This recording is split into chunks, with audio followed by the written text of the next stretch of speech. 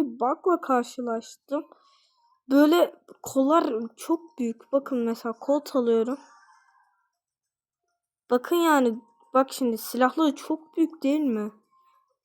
Her bir maçın sonunda bak örneğin mesela şehit alayım. Oğlum şu kollara bak. Şaka maka yapmıyorum. Oyundaki diğer karakterlerde nasıl olmuyor? Bildiğim bak. Süper C'de de yazamıyorum. Örneğin mesela Tik. Bakın. Çok büyük. Hep bug'la karşılaşıyorum. Shelly alıyorum. Onun silahı büyük. Nita alıyorum. Bak ayısı bile büyük.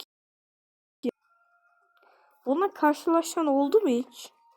Ben ilk defa karşılaştım. Eğer olursa yorumlara yazın. Neyse hadi görüşürüz. Örneğin süt aldım. Bak büyük.